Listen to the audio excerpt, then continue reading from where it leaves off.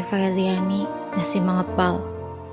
Halinasi itu masih lekat di ingatan Eva Eliani Effendi, 51 tahun, Kamis, 12 Desember 2019. Rumah Eva, yang juga jadi tempatnya membuka usaha jahit, hancur digusur alat berat.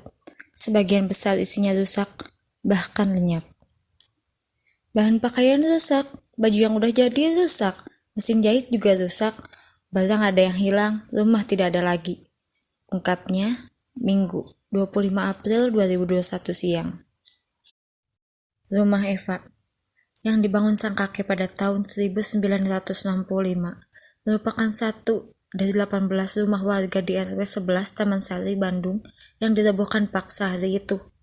Ratusan aparat atas restu pemerintah kota Bandung terlibat dalam aksi demi memuluskan proyek pembangunan rumah deret tersebut.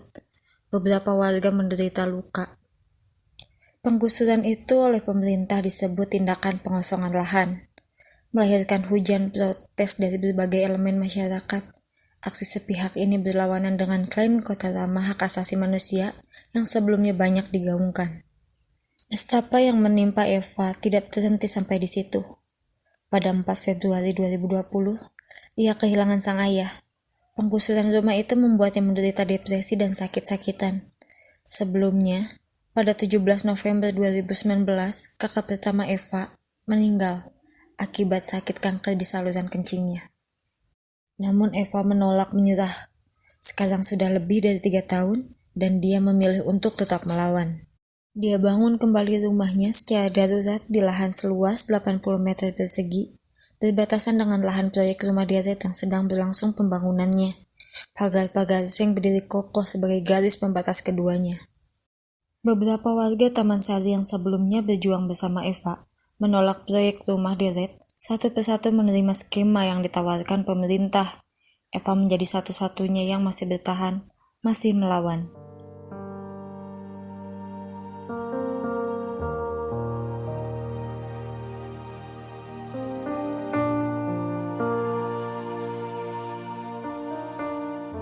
Bertahan di tahun pagebluk bukanlah perkara mudah.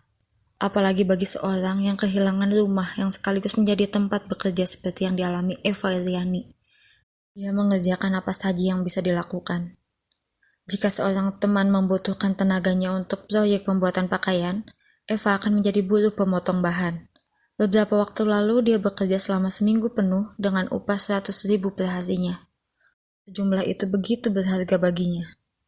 Di bangunan darurat yang dia dirikan di bekas rumahnya, Eva juga membuka jasa cuci pakaian. Tarifnya Rp10.000 per kilogram. Namun, pembongkaran dan pemagaran paksa oleh oknum preman dan ormas, Kamis, 11 Februari 2021 lalu, membuat mesin cuci Eva tertahan di samping Masjid Al-Islam. Tidak ada lagi akses jalan yang cukup luas untuk membawanya masuk ke rumah darurat yang dia bangun. Jualin kue orang juga, kadang ranginang kalau ada, atau rempeyek, kata Eva. Siap-siap kue lebaran sekarang mah. Eva Eliani lahir di tengah keluarga sederhana sebagai anak kedua dari 5 bersaudara.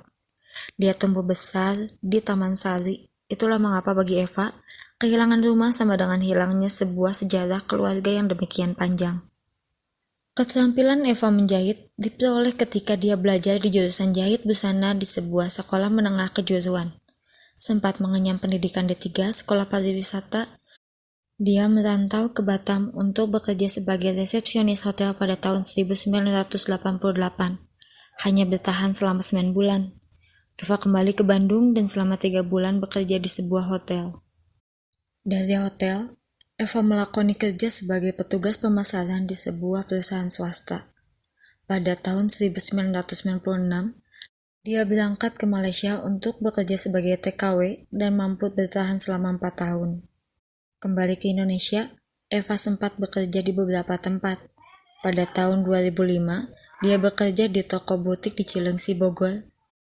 3 tahun berselang, dia memutuskan kembali ke Bandung untuk membuka usaha jahit di rumahnya sendiri di Taman Sari. Eva melayani penjahitan baju, jaket, kemeja, baju pengantin, dan memasang payet. Mampu mempertahankannya selama 9 tahun, pernah menjalin kerjasama dengan 2 label pakaian besar di Bandung dan Jakarta. Namun, Jalanan itu mandek seketika di hari penggusuran.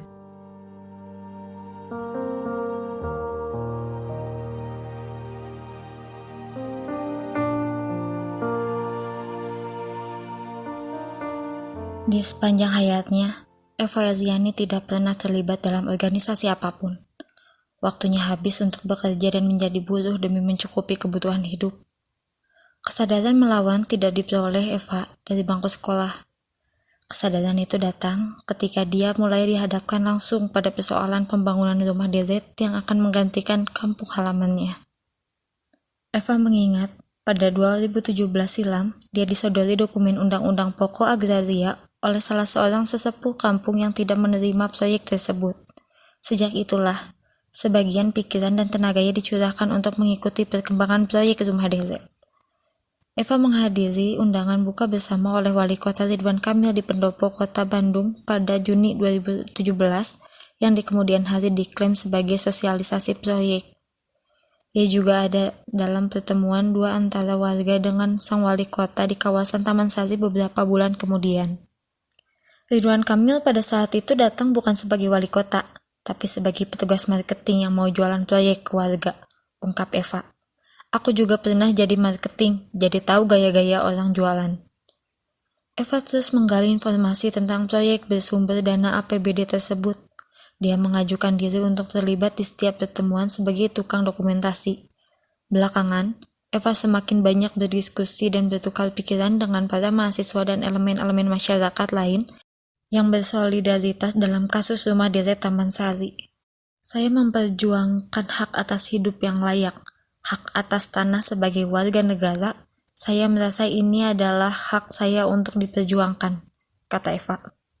Dari tahun ke tahun, Eva semakin jauh terlibat dalam aksi menolak rumah DZ.